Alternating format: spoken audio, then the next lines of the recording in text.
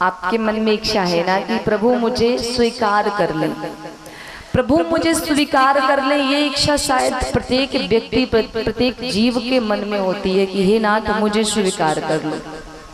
और ये जो गोपियां हैं ना, इनका प्रेम तो बड़ा विचित्र है।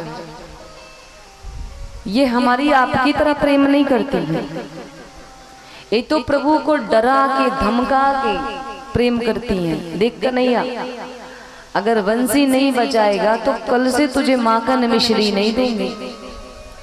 देख कन्हैया, अगर नाचेगा नहीं ना तो दही नहीं मिलने वाली, मक्खन नहीं मिलने वाला।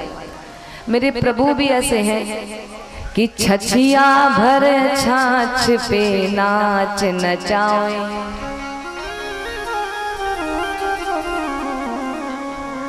प्रभु थोड़े सी छाछ के लिए, थोड़े से माखन के लिए ठुमक ठुमक के नाचते हैं, गोपियों को प्रसन्न करते हैं कि ये गोपियां मुझे माखन दें, खिलाएं। और ये इन गोपियों का प्रेम कैसा है?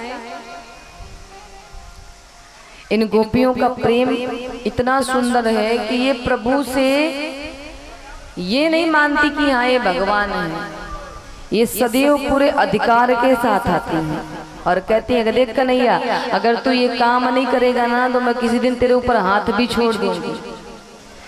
कि तुहे काओ दिन हाथ लगाए दूंगी, मत फोड़ दही की। गोपियां कहती, देख कन्हैया, किसी दिन तुझको मारूंगी। क्यों? तू रोज आता है, मटकी फोड़ता है, खुद तो खुद खाता ही, अपने बंदरों की टोली भी लेके आता है। अरे चल ठीक है, माखन खा ले, पर मटकी को फोड़ता है। गोपियां कहती हैं, कन्हैया ये जो प्रेम है ना तुझसे, ये केवल इस जन्म का नहीं है। कन्हैया ने कहा तो?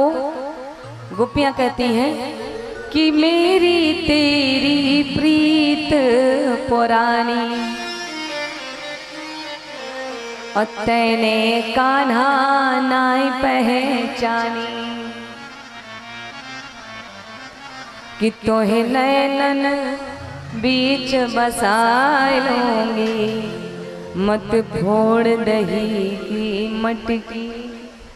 कि तोहे एक दिन हाथ लगाए दूंगी, मत फोड़ दही की मटकी। बोले बाल कृष्ण लाल की। गोपियां इस प्रकार से प्रभु से प्रेम करती हैं, प्रभु को देखती हैं तो उन पे क्रोध करती हैं, जाके माता यशोदा से शिकायत करती हैं, और जो नहीं देखती हैं तो ढूंढती हैं कि किसी प्रकार एक झलक मिल जाए मुझे कन्हैया की। इसके बाद में धीरे धीरे शरद पूर्णिमा रात्रि का आगमन हुआ। सुखदेव जी कहते हैं कि शरद पूर्णिमा रात्रि का आगमन हुआ। आज कन्हैया ने अपनी बंसी को बजाई, और आज रात्रि में जैसे ही कन्हैया ने जमुना जी के किनारे जाकर के तट पे बैठे अपनी बंसी को बजाई, तो सारी जो गोपियां थी वो सारी गोपियां जैसे ही कन्हैया की बंसी की धुन उनके कानों में पड़ी ना, ऐसा लग रहा था कि आज मेरे कृष्ण की, मेरे गोविंद की बंसी एक एक गोपियों का नाम पुकार रही है अपनी बंसी की धुन से।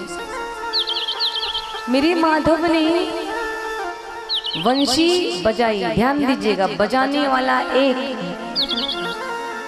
वंशी एक, लेकिन सुनने वाली गोपियां अनेक थी। और प्रत्येक गोपी को ऐसा लग रहा था कि मेरे जो कृष्ण हैं, मेरे जो गोविंद हैं, सारी गोपियों को नाम लेकर के बुला रहे हैं बंशी के द्वारा। जो गोपी जिस स्थिति में थी प्रभु की शरण में भागी, जैसी जिसकी स्थिति थी,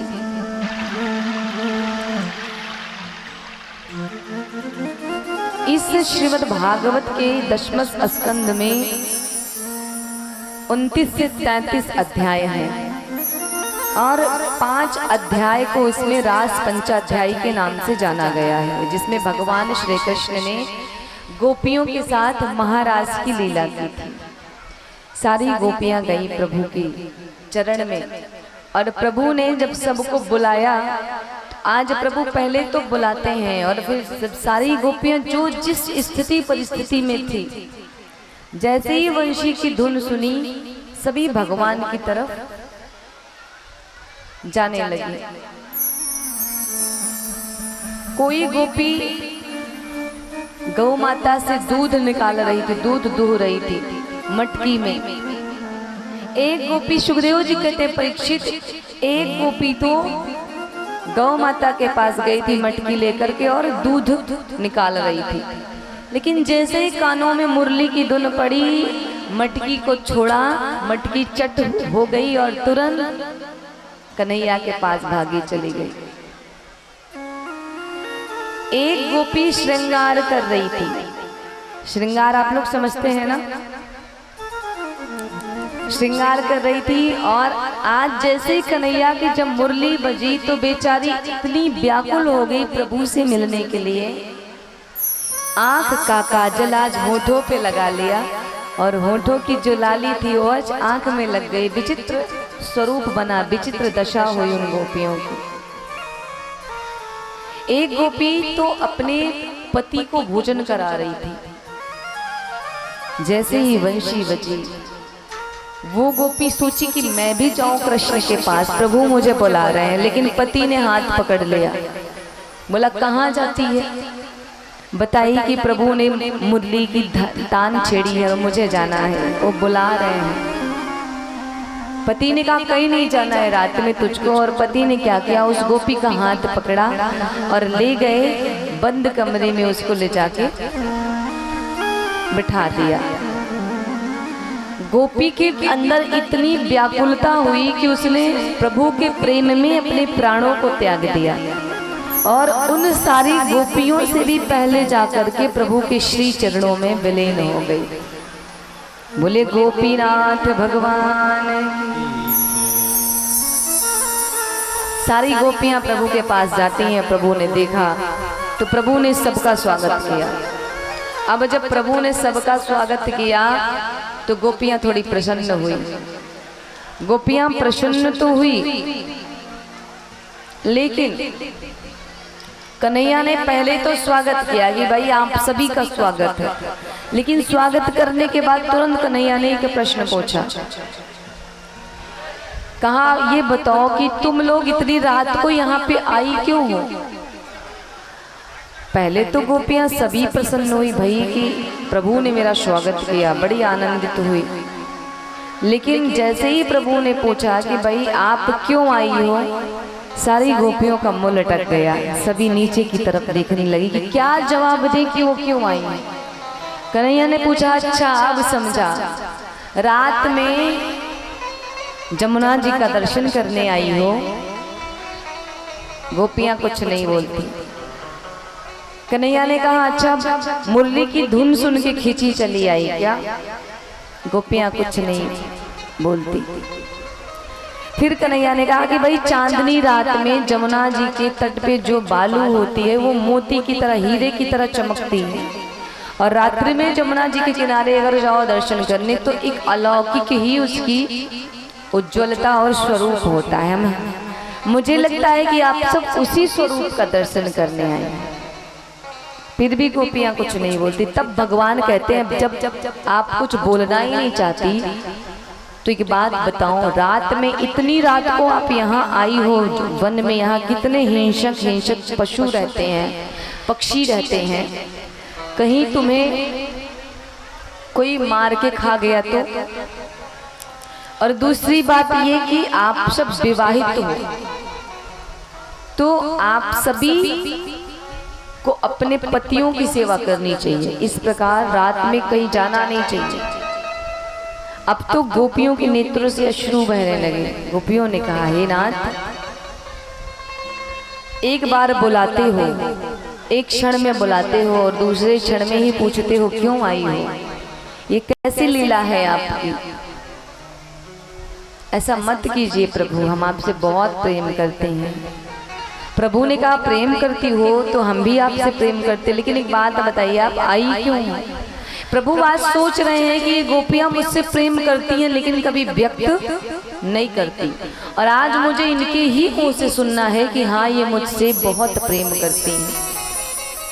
प्रभु ने कहा क्यों आई? तो अब जब गोपियों के पास कोई उत्तर नहीं, प्रभु ने बार बार एक ही प्रश्न किया, तब गोपियों से नहीं रहा गया। बोली हे नाथ, हम आपसे बहुत प्रेम करते हैं और इसी के कारण आज जब आपने मुरली बजाई तो हमें लगा कि आप प्रत्येक गोपी का नाम पुकार रहे हैं मुरली की धुन पे।